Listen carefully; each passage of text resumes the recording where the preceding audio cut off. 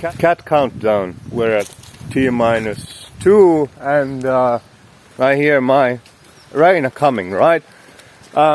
These reels will land in a couple of days after the fact. The pipeline I've set up straight from the recordings to scripted composition to done with the titles added and so on is working brilliant. I crunched to how many longer sets yesterday, so that's all wired up good for the future. Wisdom drafts here. I shared the link to our side back channel. That will continue with the imminent sunset, dusk and freeze of ananda.icu platform channels. That will continue. I've shared that with a couple of friends in terms of our prophetic, apocalyptic flavorings, perhaps the elect ones, right? But just like people that I dig that have had meaningful things to say and share with me that I am happy to have in the loop. So, you know, I will also embed sort of Easter egg ghost screenshots of this resource into need to find shelter from the rains here. Screenshot, etc. Sort of non-overt reference to this resource, since it is really me talking to me, internal dialogue with footnote for you all who may accidentally be watching this. You're all footnotes to the what the hell ever that it is. So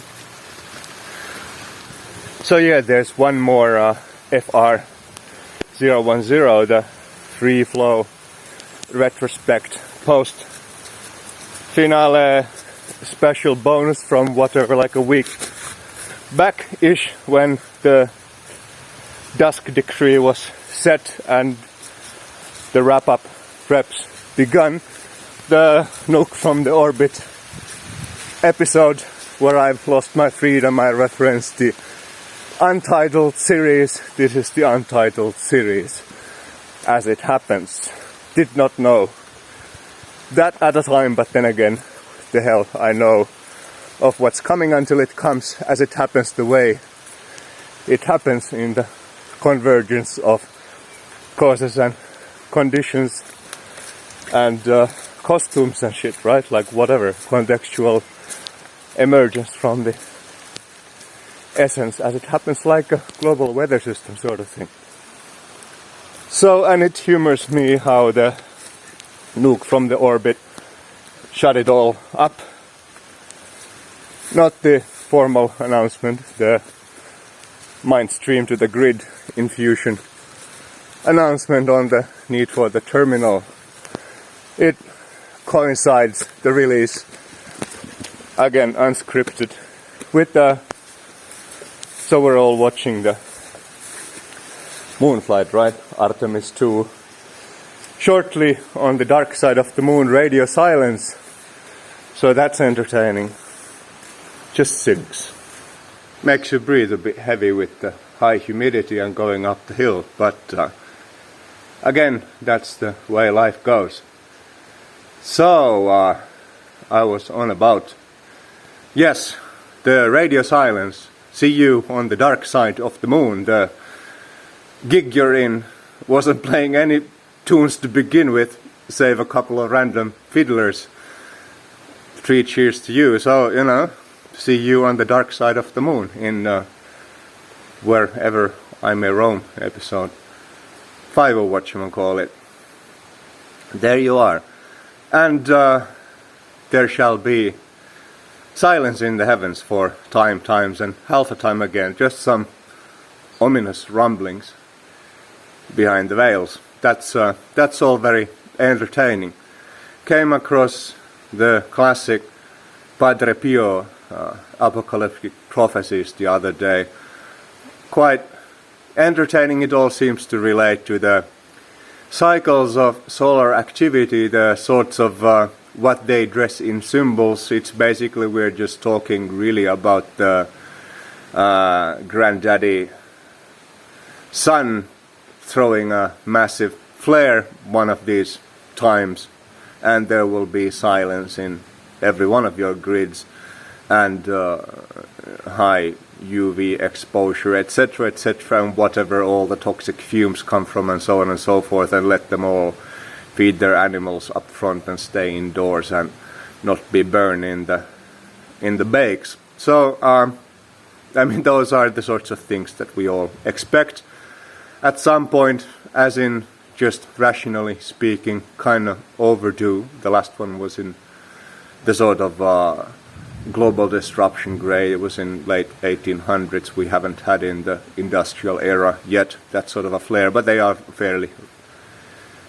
frequent occurrence in the cycles of solar time. So, you know, and what all we are doing here, setting up, disrupting the magnetic fields, all sorts of, just as a lightning is drawn to whatever that is drawn to, right? You do your science readings there, but when there is, we have the Van Halen belts, that's what I like to call them, the 2 plus the liminal third, in the out there cycling the planet, and then the Earth's core obviously has a magnetic field, and their interaction impact on global weather systems and so on, and then as to what happens when there are geomagnetic storms, solar flares and so on, how we are tweaking with the Earth's grid. That's an interesting contemplationing, right? That's what we do here in the nature study.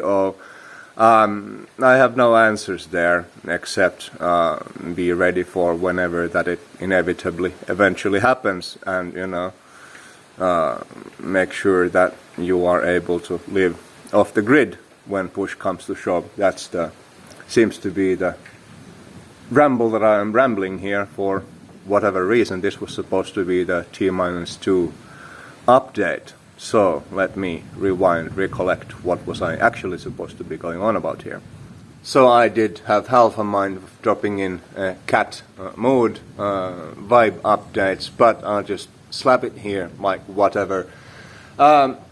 With the conclusion of the post-production, so I've just need to do the final FR drop for later tonight, and then the remaining materials are already processed. I just need to do the subs, and that's it. And there's a certain relief in there. Not that I mind bearing the burdens of all sorts, right? But when those burdens do not add up, then they are like the...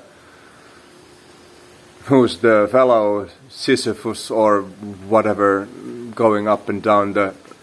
rolling the boulder up the hill over and over again, and the gods roll it down all over again, over and over cycle. That's not meaningful. It's time to change the framing of all your boulders and gods, right? So this here framing I'm quite happy with, and it plugs in seamlessly to my daily routine. It's really more of the pleasant, not saying diversion, but as in it's an all-in-all enjoyable and non-loading activity, especially when I will publish these at what the hell ever time that I care to, and where I don't need to do any of the levels corrections. See how the levels are shifting in this phone. I can't lock them in place. That takes unnecessary time, and I could have looked for solutions, but I am simply rather moving on. Oh yeah, that brings to mind, yeah? Cut first. In unreleased materials from the times and half a time and shit from over the past half a month or so. I mean, I did realize the post-prod burden being unsustainable at scale over long term if there is no support. And even have a couple of takes that I meant to publish. I thought at the time of recording I'd publish anyway. On if anyone wants to, has the basic skills to do some editing work, we've got pipelines, open source tools.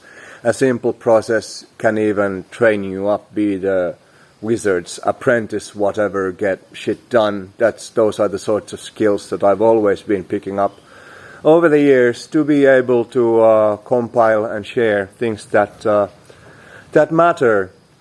So I've got a couple of those with a more empathic tone on invitation extension that I have not ever published. I did mention that in a more formal setting, and there's the whole repository, the whole support page that spells out the prospects, but it's not like anyone's actually taking an active interest, hell, like even passive interest or any kind of whatever. Bypassery is the theme of our times, and when that's the case, when you cannot expect people to even watch what you say, then whatever that you may say in there, inviting them for something, it's like absolutely moot and pointless. So, in reflection of those sorts of considerations, I have never ever pushed the pitches to engage. Oh, how I wish we could all work together, right?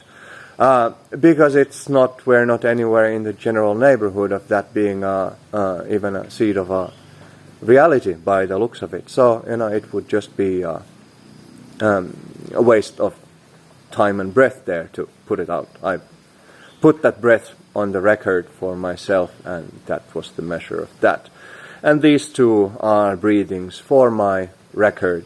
I put them out for no one, so, the outcomes by default exceed expectations that do not exist also. So, that's all fucking fantastic. So, I'm happy with the present wiring. That's it. And T-2 tick-a-tock clock ticking, one more. Then we've got a couple of bangers and boomers for the T-1, and then just wrap-ups on T-0. That's day, right? The counter ends at the end of T0. So, see you.